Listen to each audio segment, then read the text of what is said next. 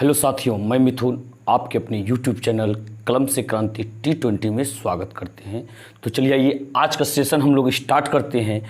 तो पिछले वीडियो में हम लोग एल्केन ग्रुप को पढ़ रखे हैं। आज जो हम पढ़ने वाले हैं एल्किल समूह, जिसको कि R से रिप्रेजेंट किया जाता है। कहीं कहीं आप केमिस्ट्री में R लिखे हुए देखते होंगे संरचना सूत्र, संगणित सूत्र के साथ में, तो वो आपका क्या रहता है, एल्किल समूह रहता है। ठीक है, अब देखिए इसका सामान्य सूत्र जो होता है CnH2n+1 होता है।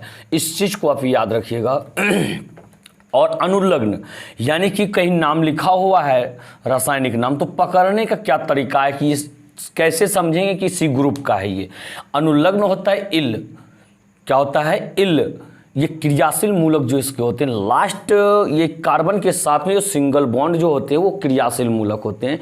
अभी तुरंत आप सारे चीज़ को समझ जाइएगा। सबसे पहले यदि लिया जाए तो मेथिल जैसे है, मेथिल किससे से, मेथेन से ही बना हुआ है, मेथेन से ही मेथिल बना हुआ है। मेथेन से क्रियाशील मूलक एन हटा करके इल जोड़ दिया गया तो हो गया क्या, मेथिल। तो देखिए इसमें क्रियाशील मूलक इल है ना, मेथ जोड़ इल, मेथिल।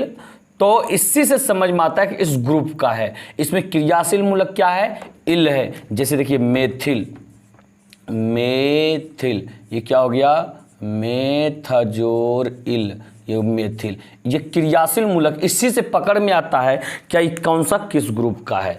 तो इतना तो आप समझ गए ना, जिसमें इल रहेगा वो हो जाएगा एल्किल ग्रुप का। अब इसका बनाएंगे सूत्र कैसे, इस समान सूत्र पर। जैसे इसका कार्बन की संख्या कितना होते हैं, 1, तो C1 N का वैल्यू 1 हो गया। H N की जगह पे 1 रखिए, 2 1 का 2, अब प्लस में 1 जोड़िए 3 हो गया, यानी कि CH3। 1 तो नहीं देते हैं, CH3। तो मेथिल का क्या हो गया, रासायनिक सूत्र CH3 हो गया। बात रहा क्या ये क्रियाशील मूलक, तो देखिए CH3। और बताए हैं ना प्रत्येक कार्बन के साथ 4 हाइड्रोजन बंधन होना चाहिए, पर यहाँ पे 3 ही हाइड्रोजन बंधन है। एक ये देखिए, ये क्रियाशील मूलक में आता है, ये क्रियाशील मूलक में होता है। ये सिंगल बॉन्ड आपको देना ही पड़ेगा। इसके बाद आइए, ये हो गया। अब संरचना सूत्र बनाते हैं। यहाँ C है ना, C दे दिए। ये 3 वो H है।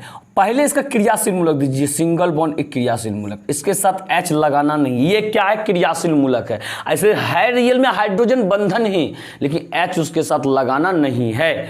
अब इस 3 H को दर्शा दीजिए आप, 1 2 3, 1 H यहाँ पे, 1 H यहाँ पे, 1 H यहाँ पे। हो गया तैयार आपका क्या, संरचना सूत्र। ये मेथिल हो गया। इसके बाद यदि एथिल की बात किया जाए, क्या चीज, एथिल। देखिए इसके बाद आपको बहुत अच्छी तरह से समझ में आएगा।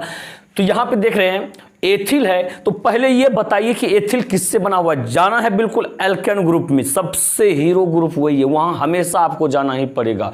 बात समझे। एथिल बताइए किससे बना हुआ है, एथेन से। कार्बन की संख्या क्या होता है भाई साहब, 2। क्या होता है, 2। आप यहां पे रखिए, देखिए CN है तो क्या लिखिएगा, C2। अब इसमें रखिए 2 दूनी 4 1 5, यानी कि H5 हो गया। बात समझे। रासायनिक सूत्र निकालने सीखे क्या, ये रासायनिक सूत्र हो गया। अब बनाना है इसका संघनित सूत्र। संघनित सूत्र बनाना है तो कैसे बनाइएगा, C 2 गो है, 1 C और ये 2 C। इसके बाद H5 है ना, H5 पे एक चीज ध्यान दीजिएगा। सबसे पहला नंबर एल्किल ग्रुप का, लास्ट में को क्रियाशील मूलक डालिए दीजिए ना, क्या कीजिएगा, क्रियाशील मूलक डालिएगा। अब बताइए यहाँ पे इस पर एक ही बंधन का ना है, इस कार्बन का सिर्फ इस पे अधिकार है, यानी कि 1 है तो देना, पुराने के लिए 3 देना पड़ेगा। और लेकिन इस कार्बन पे जो है इसका भी अधिकार, इसका भी अधिकार, 2 गो तो हाइड्रोजन बंधन ऑलरेडी हो गया, तो यहाँ कितना देना पड़ेगा, 2 देना पड़ेगा। तो देखिए अब यहाँ पे 3 गो यहाँ पर, यहाँ पे 2 गो, 5 गो पुर गया ना। इसके बाद आइए संरचना सूत्र इसी का बनाइए, OR। और संरचना सूत्र बनाने के लिए इसको क्या कीजिएगा आप, जैसे 2 गो कार्बन है, 1 कार्बन 2 कार्बन, तो सबसे पहला क्रियाशील मूलक वाला बंधन।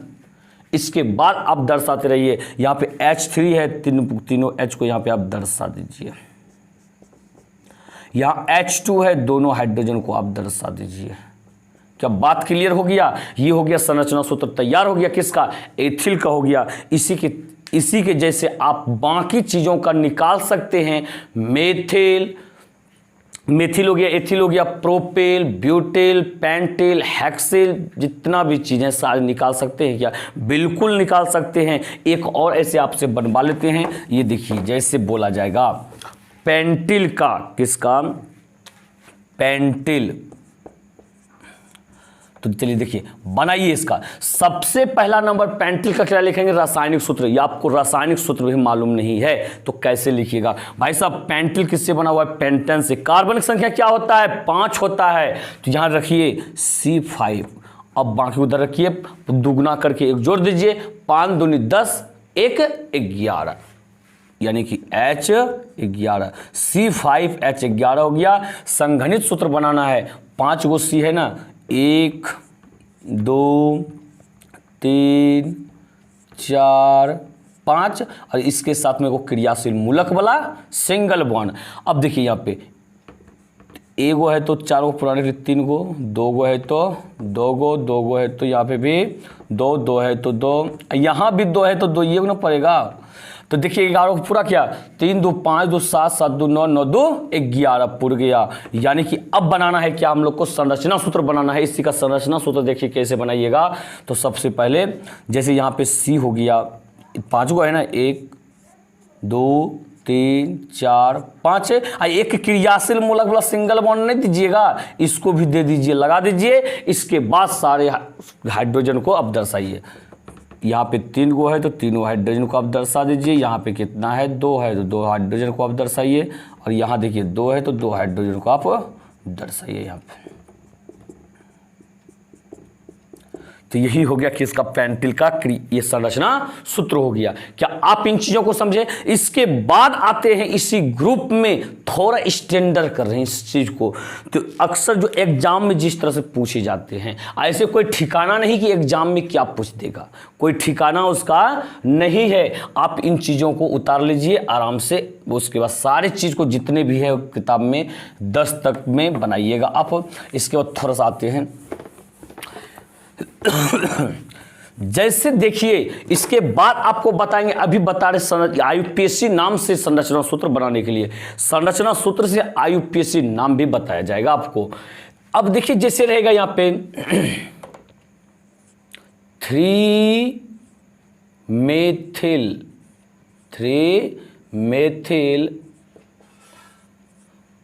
पेंटेन, 3 मेथिल पेंटेन रहेगा और कहेगा इसका संरचना सूत्र बनाइए। तो भाई साहब कैसे बनाइएगा? यही है थोड़ा सा स्टैंडर्ड सवाल। देखिएगा ध्यान से देखिएगा आप, 3 मेथिल पेंटेन। तो अब ये चीज देख रहे हैं यहाँ पे मेथिल पेंटेन, दोनों चीज है। मेथिल हो गया एल्किल ग्रुप से संबंधित और पेंटेन हो गया एल्केन ग्रुप से। भाई साहब कौन सा लगाइएगा आप ना। और साथ ही साथ एक चीज ध्यान दीजिए, यहाँ पे 3 ये नंबरिंग जो ये क्या बताता है हम लोग को। तो अब देखिए यहाँ पे लास्ट जो शब्द होगा उससे आप कार्बन की संख्या पता कर सकते हैं। पेंटेन, कार्बन की संख्या भाई साहब हो गया 5। सबसे पहले कार्बन की संख्या आप रख दीजिए, ठीक है। पेंटेन यानी कि 1 कार्बन, 2 कार्बन, 3 और फिर 4 5, इससे हो गया कार्बन की संख्या।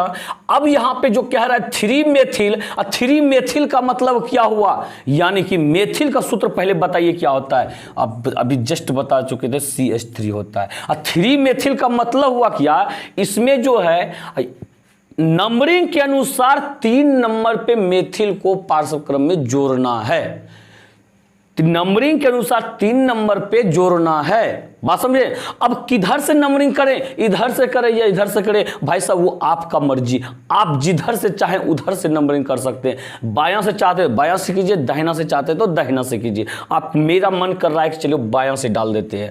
तो गिनिए यहां से, तीसरा कार्बन पर दीजिए मेथिल, 1 2 3, ये हो गया CH3। क्लियर है ये। अब बाकी और कुछ है इसमें नहीं है। अब जो बाकी चीज जो बचा, बाकी काम जो बचा वो क्या बचा पता है? अब प्रत्येक कार्बन के पास 4 हाइड्रोजन बंधन पुराना, वो तो आपका काम है, पुराना ही पड़ेगा। या देखिए 1 है ना, इसका रासायनिक सूत्र नहीं लिखा था, ठीक है। 1 यहाँ पे हाइड्रोजन बंधन हो गया तो कमी कितना का है इसको? 3 का। 1 2 गो हो गया, कमी कितना है 4 पुराने निकले 2 का। 1 2 3 गो हो गया, कमी कितना का है 1 का। 1 2 हो गया, कमी कितना का है 2 का। 1 हो गया, कमी कितना है भाई साहब 3 का है। क्लियर हो गया ये। अब इसी को, इस संघनित सूत्र को आप संरचना सूत्र में तोड़ दीजिए। कैसे तोड़ेंगे भाई साहब? 1 2 3 4 5 गो है, यहाँ पे 5 लिख दीजिए। 1 2 3 4 5। अब 3 नंबर पे ये देखिए 1 2 3 नंबर पे क्या था? सी था, CH3। तो इसको पहले दर्शा दीजिए, H3 है। या आप देखिए H3 था, इस C के साथ तीनों H को लगा दिए। अब यहां से आइए, इस C के साथ कितना H है 3 गो, तीनों को आप इसमें दर्शा दीजिए। इस C के साथ में 2 गो है, इसको दोनों को आप दर्शा दीजिए।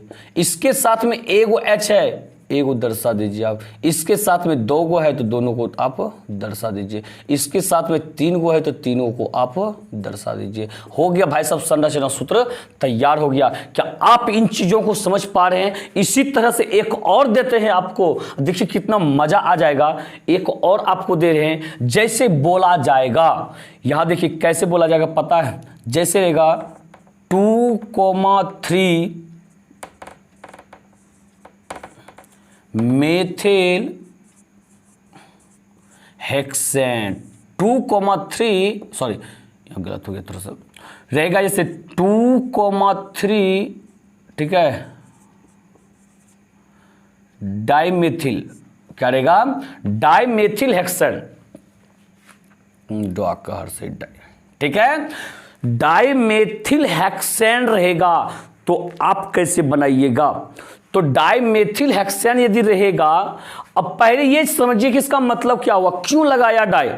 1 मिनट, ये 2,3 डाइमेथिल हेक्सेन, ये जो डाई जो लगा हुआ है 2 जगह पे कह रहे मेथिल जुटा। पहले नंबर समझ गए, ये मेथिल जो क्या बता रहा है कि नंबरिंग क्या बताता है, 2 नंबर पे मेथिल जुटेगा, फिर 3 नंबर पे मेथिल जुटेगा। इसी वजह से डाई का प्रयोग किया जा रहा है।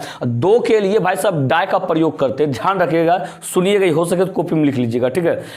यदि 2 नंबर पे कोई चीज, एक ही चीज जुड़ रहा हो, उसके लिए डाई का प्रयोग। 3 गो जुड़ रहा हो, ट्राई का प्रयोग। 3 गो के लिए ट्राई का प्रयोग, और 4 के लिए टेट्रा का प्रयोग, और 5 के लिए पेंटा का प्रयोग करते हैं। तो उतना हम लोग लॉन्ग में जाएंगे नहीं, फिलहाल हम लोग सिलेबस के अनुसार चलेंगे। यहाँ पे 2 गो है तो उसके लिए डाई का प्रयोग मेथिल हेक्सेन। अब बताइए कि इसका संरचना सूत्र कैसे बनाइएगा। देखिए पीछे से चलते हैं। हेक्सेन हम लोग को बताता है कार्बन की संख्या, यानी कि 6 कार्बन। हेक्सेन में 6 कार्बन, बिल्कुल आराम से बारीकी से आप समझिएगा। 1 2 3 4 5 6 कार्बन, ठीक है, हेक्सेन हो गया।